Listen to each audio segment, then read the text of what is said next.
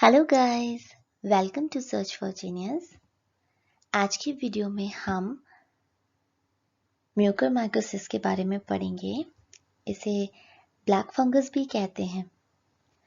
ये आज की करंट सिचुएशन में काफ़ी लोगों को अफेक्ट कर रहा है और उनके लिए काफ़ी डेडली भी साबित हो रहा है। मोस्टली जो पोस्ट कोविड पेशेंट्स हैं उनमें ये काफ़ी ज़्यादा देखा जा रहा है, जिसकी वजह से उनकी डेथ रेट भी काफ़ी इंक्रीज हो रही है। तो आज हम इसी के बारे में पढ़ेंगे। लेकिन आगे बढ़ने से पहले मैं एक अनाउंसमेंट करना चाहती हूँ। सर्च फॉर जीनियस आपके लिए लेकर आया है द जीके जीनियस कॉन्टेस्ट। ये ऑनलाइन जनरल नॉलेज का कॉन्टेस्ट है जिसमें आप पार्टिसिपेट कर सकते हैं। इसमें कोई एज लिमिट नहीं है, कोई एज ग्रुप नहीं है, कोई पर्टिकुलर एजुकेशन बैकग्राउंड नहीं है।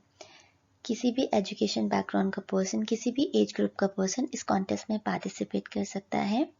ये बहुत ही अच्छी अपॉर्चुनिटी है उन लोगों के लिए जो पूरे साल भर से पढ़ाई कर रहे हैं, पिछले साल से पढ़ाई कर रहे हैं, तैयारी कर रहे हैं अपने किसी न किसी एग्ज़ाम की। वो इस कॉन्टेस्ट में पार्टिसिपेट कर सकते हैं। ये कॉन्टेस्ट टोटली जनरल नॉलेज और करंट अफेयर्स पे बेस्ड है, तो इसमें पार्टिसिपेट करके आप अपनी प्रैक्टिस भी कर सकते हैं एंड उसके साथ आप जीत सकते हैं 2 लाख तक के प्राइजेस भी। तो आप हमारी वेबसाइट www.searchforgenius.in पे जाके रजिस्टर कर सकते हैं। रजिस्टर करने की लास्ट डेट है 26 जून 2021 एंड एग्जाम डेट है 4 जुलाई 2021। लिंक डिस्क्रिप्शन में है रजिस्टर करने का, आप वहाँ पे जाके भी रजिस्टर कर सकते हैं एंड डायरेक्ट वेबसाइट पे जाके भी रजिस्टर कर सकते हैं। तो हम आगे बढ़ते हैं अपने वीडियो के साथ। तो म्यूकोरमाइकोसिस होता क्या है? म्यूकोरमाइकोसिस को हम जाइगोमाइकोसिस भी कहते हैं। ये बहुत ही रेयर फंगल इन्फेक्शन है जो कि ग्रुप ऑफ मॉल्स, जिसे म्यूकोरमाइसिटिस कहते हैं, उनके थ्रू होता है, उनकी वजह से होता है।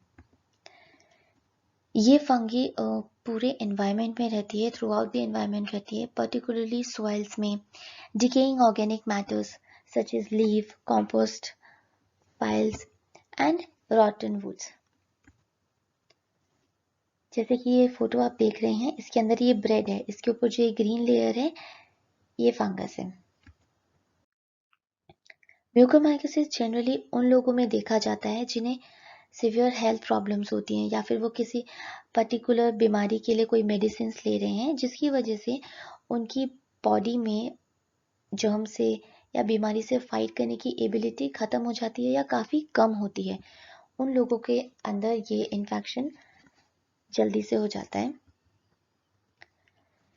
ये इन्फेक्शन स्किन के ऊपर भी होता है, जिसके अंदर फंगस स्किन के थ्रू बॉडी में एंटर करती है।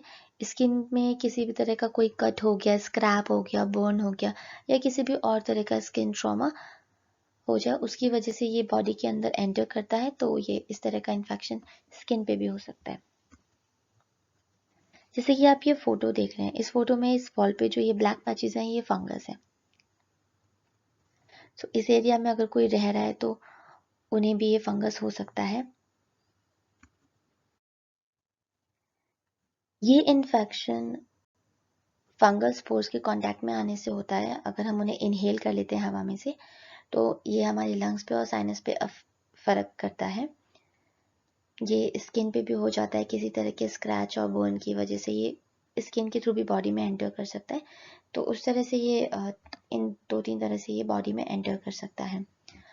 अगर इसका प्रॉपर टाइम पे डायग्नोस नहीं हो और ट्रीटमेंट नहीं हो तो ये बहुत ही ज़्यादा सिवियर हो जाता है, जिसमें मोस्टली केसेस में डेथ हो जाती है लोगों की। नेक्स्ट बढ़ते हैं। अब हम देखते हैं टाइप्स ऑफ म्यूकरमाइकोसिस की कितने तरह के होते हैं ये। फर्स्टली आता है rhinocerebral sinus and brain mucormycosis. ये इन्फेक्शन साइनस से होता हुआ ब्रेन में स्प्रेड हो जाता है और ये मोस्ट कॉमन है उन लोगों के साथ जिनमें अनकंट्रोलेबल डायबिटीज है या उनमें जिनमें किडनी ट्रांसप्लांट हुआ है। सेकेंडली आता है पल्मोनरी लंग म्यूकोरमाइकोसिस। ये उन लोगों में ज़्यादा देखा जाता है जिन्हें कैंसर हुआ है या जिनमें कोई भी ऑर्गन ट्रांसप्लांट या स्टेम सेल ट्रांसप्लांट हुआ है। थर्डली आता है हमारा गैस्ट्रोइंटेस्टिनल म्यूकोरमाइकोसिस, ये बहुत ही कॉमन है among childrens than adults, specially जो premature low birth weight infants less than 1 month of age है उनमें देखा जाता है, जिनमें कोई एंटीबायोटिक्स चल रही है या कोई सर्जरी हुई है या कोई मेडिकेशन हुआ है जिसकी वजह से उनकी बॉडी में जर्म्स से फाइट करने की एबिलिटी काफ़ी ज़्यादा कम हो गई है, उनमें देखा जाता है। नेक्स्ट फोर्थ आता है हमारा क्यूटेनियस म्यूकोरमाइकोसिस। ये बॉडी में कोई भी स्किन में अगर आपके ब्रेक होता है उसके थ्रू ये आपकी बॉडी में आ जाता है। कोई भी अगर आपकी सर्जरी हुई है, कोई बर्न है या किसी भी टाइप का स्किन ट्रॉमा हुआ है उसकी वजह से ये आपकी स्किन में आ जाता है और ये उन लोगों को अफेक्ट करता है जिनका इम्यून सिस्टम काफ़ी ज़्यादा वीक होता है। लास्ट आता है हमारा डिसैमिनेटेड म्यूकोरमाइकोसिस। ये इन्फेक्शन ब्लड स्ट्रीम से होता हुआ बॉडी के दूसरे पार्ट्स में अफेक्ट करता है। मेनली ये ब्रेन को अफेक्ट करता है और उसके साथ साथ स्प्लीन, हार्ट एंड स्किन को भी अफेक्ट करता है।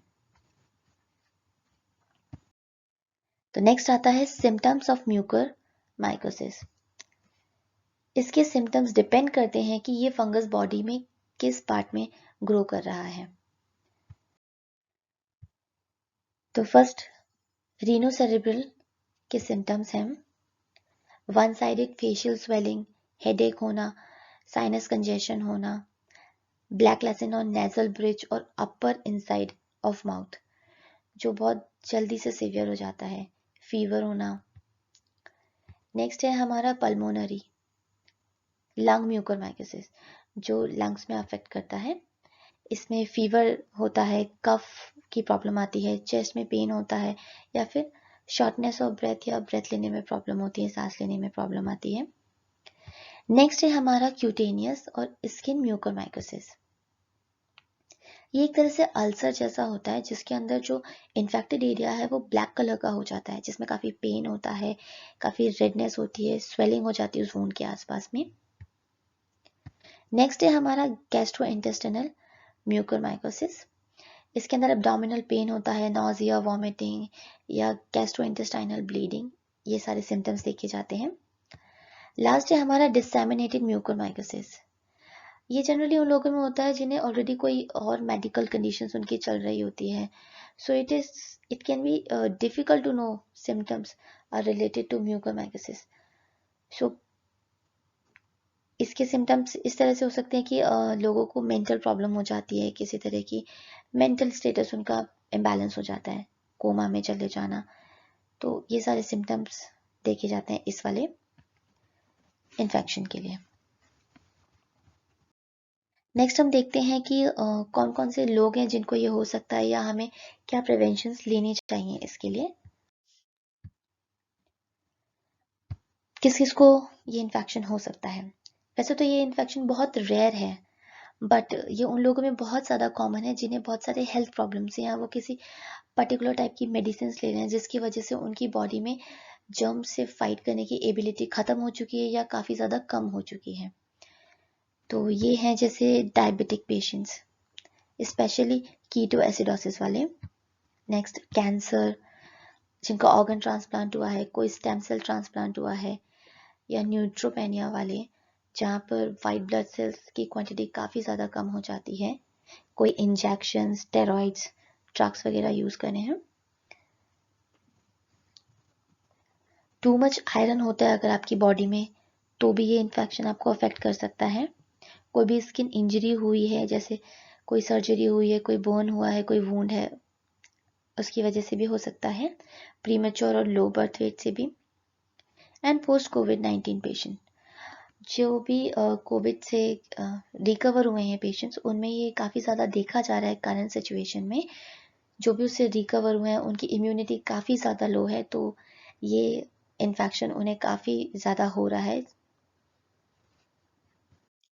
नेक्स्ट आता है हमारा कि किसी को ये कैसे हो सकता है। अगर वो डायरेक्टली किसी भी फंगल स्पोर के कांटेक्ट में आते हैं या इनहेल कर लेते हैं तो उस वजह से ये नहीं हो सकता है, या फिर स्किन पे कोई स्क्रैप वगैरह हो गया है, कोई कट्स, कोई इंजरी हो गई तो उसके थ्रू ये आपकी बॉडी में आ सकता है। म्यूकोरमाइकोसिस कंटेजियस नहीं है, ये स्प्रेड नहीं होता है पर्सन टू पर्सन या एनिमल टू पर्सन या पर्सन टू एनिमल या एनिमल टू एनिमल, बिकॉज ये उन्हीं को होता है जिनकी इम्यूनिटी काफ़ी ज़्यादा लो होती है। नेक्स्ट इसकी मॉर्टेलिटी रेट क्या है? जनरली इसकी मॉर्टेलिटी रेट 54% है एंड ये काफ़ी ज़्यादा लाइफ थ्रेटनिंग इन्फेक्शन है। बाकी ये डिपेंड करता है कि आपको किस तरह का इन्फेक्शन हुआ है। अगर आपको साइनस इन्फेक्शन है तो इसकी मॉर्टेलिटी रेट 46% है, पल्मोनरी इन्फेक्शन में 76% है एंड डिसेमिनेटेड इन्फेक्शन में 96% है। So it is very very very life threatening infection. Next है हमारे प्रिवेंशन फ्रॉम म्यूकोरमाइकोसिस, कि हम क्या क्या प्रिवेंटिव मेजर्स यूज कर सकते हैं जिसकी वजह से ये हमें ना हो। तो पहला है कि आप मास्क यूज करें अगर आप किसी भी ऐसी जगह पे जा रहे हैं जहाँ पे काफी ज्यादा डस्ट है या बिल्डिंग एक्सकवेशन साइट्स हैं या कुछ भी ऐसा जहाँ पे कोई भी काम चल रहा है, जहाँ पे काफी ज्यादा डस्ट हो, मॉइस्चर हो, तो उस एरिया में आप मास्क यूज करें। वैसे तो इस करंट सिचुएशन में मास्क यूज करना ही है हर जगह, पर इन जगहों पर स्पेशली ज़्यादा ध्यान रखें।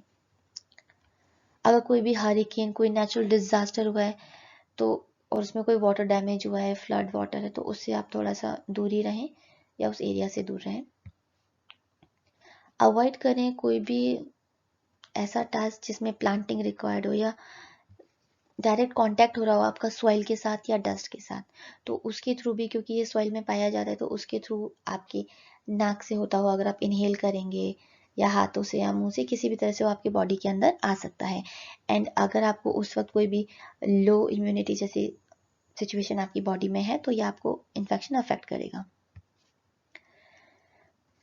कोई भी स्किन इंजरी हुई है उसे आप साफ रखें, उससे काफ़ी ज़्यादा कम चांसेस रहते हैं ये होने के।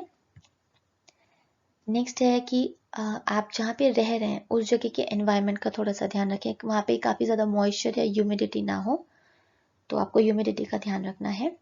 कोई भी लीकेज अगर आपके घर में हुआ है, कोई भी छत पे, वॉल पे, कोई प्लम्बिंग का काम, किसी भी तरह से कोई भी लीकेज हो रहा है जिससे मॉइस्चर डेवलप हो रहा है, उस जगह आपको थोड़ा सा ध्यान रखना है कि लो मॉइस्चर हो, जिसकी वजह से ये फंगस वहाँ पे डेवलप ना हो पाए। कोई भी मोल्ड किलिंग सोल्यूशन है आप यूज़ कर सकते हैं अपने रेस्ट रूम्स में, बाथरूम्स में, क्योंकि वहाँ पे ज़्यादा मॉइस्चर रहता है तो वहाँ पे ज़्यादा चांसेस रहते हैं ये फंगस डेवलप होने के। एंड प्रॉपर वेंटिलेशन रखें अपने घर में, हवा आने जाने रहनी चाहिए पूरा, फिर आपका बाथरूम हो, किचन हो, प्रॉपर वेंटिलेशन होना चाहिए वहाँ पे, प्रॉपर एग्जॉस्टिंग होनी चाहिए वहाँ पर। Last but not the least, आपको पूरी तरह से क्लीनिनेस रखनी है, हाइजीन रखनी है अपनी अपनी बॉडी की, अपने घर की, अपने आसपास के सराउंडिंग्स की, सो दैट आपको ये और दूसरी कोई भी बीमारी अफेक्ट ना कर सके। इसके साथ साथ आपको प्रॉपर खाना पीना खाना है एंड बाकी चीज़ों का भी ध्यान रखना है, तो आपको ये सारी बीमारियां नहीं होंगी। सो आज की वीडियो में बस इतना ही। Thank you so much for watching this video. अगर आपको ये वीडियो अच्छी लगी है तो प्लीज़ सब्सक्राइब कीजिए, लाइक कीजिए एंड शेयर कीजिए। एंड अगर आप हमारे कॉन्टेस्ट में पार्टिसिपेट करना चाहते हैं तो प्लीज़ हमारी साइट पे विजिट कीजिए। So thank you for today. Stay home, stay safe, take care.